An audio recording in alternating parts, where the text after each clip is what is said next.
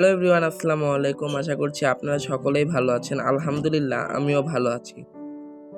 তো এই তো একটি পার্সেল আসছিল আমার। তো এই পার্সেলটি কি তা আপনাদেরকে দেখাচ্ছি।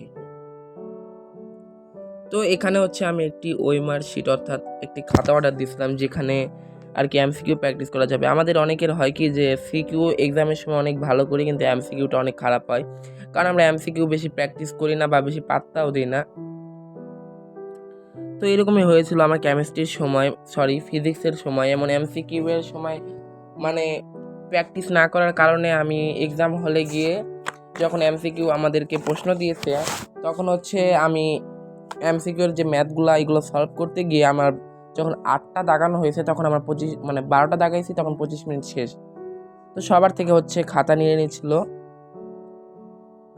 তো আমার হচ্ছে পরে প্রশ্ন না দেখে আন্দাজে দাগাইতে হয়েছে, খুবই একটা বাজে অবস্থা। এর মধ্যে হচ্ছে আমার ক্যালকুলেটরেরও সমস্যা দিছিল।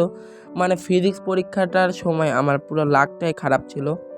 তো এই জন্য চিন্তা করলাম যে এরকম একটা ওয়েমার শিট অর্ডার দিলে যে নিজে নিজে আর কি এক্সাম দেওয়া যায়।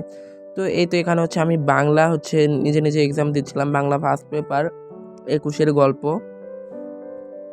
আর আমার মনে হচ্ছে যে আমি এখনও 25 সালেই আটকে রয়েছি, এখনও 26 সালে ঢুকতে পারিনি।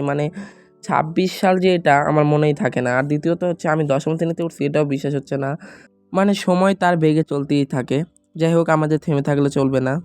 তো চেষ্টা করতে হবে ভালো কিছু ফলাফল করার জন্য। যেহেতু আমাদের ফুল সিলেবাস, তাই অনেক পরিশ্রম করতে হবে, জঘন্য পরিশ্রম করতে হবে, যার বিনিময়ে যাতে আমরা ভালো ফলাফল অর্জন করতে পারি ইনশাআল্লাহ।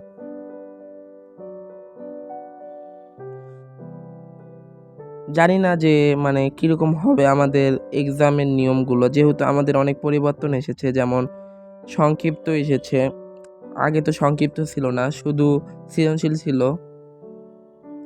তো আমি এমসিকিউ মিলিয়ে দেখলাম আমার মোট 22টা এমসিকিউ হয়েছে 30টার মধ্যে।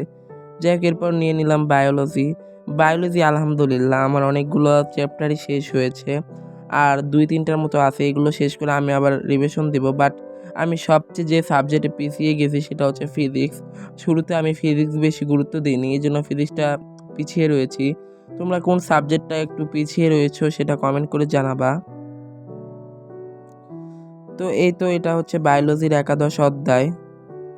বায়োলজি শেষ করে আমি নিয়েছি ইংলিশ ফার্স্ট পেপার। আমি চিন্তা করছি যে শনি, রবি, সোম এই 3 দিন আমি হচ্ছে ফার্স্ট পেপার রাখবো। মঙ্গল, বুধ, বৃহস্পতি এই 3 দিন আমি রাখবো সেকেন্ড পেপার। তো আমি সবসময় ফার্স্ট পেপারে ভালো করলেও সেকেন্ড পেপারে বেশি একটা ভালো ফলাফল আসে না। কারণ হচ্ছে আমার সেকেন্ড পেপারে বেসিকের অনেক সমস্যা। তো সেটা এখন আমি কাভার দেওয়ার চেষ্টা করছি। ইনশাল্লাহ আস্তে আস্তে সব কমপ্লিট হবে। আর তোমাদের জন্য আমার দোয়া রইল, যারা হচ্ছে এবার এসএসসি 2026, আর তোমরা আমাদের জন্য দোয়া করবা যেন আমরা 27 সাল ভালোভাবে এক্সাম দিতে পারি। আর যারা 27 সাল আছি তাদের হাতে অনেক সময়, বিকজ এখনও হচ্ছে প্রায় 11 মাসের মতো সময় আছে। আমরা চাইলেই ভালো কিছু করতে পারবো ইনশাল্লাহ। তো আমরা সকলেই মনোযোগ দিয়ে পড়াশোনা করব।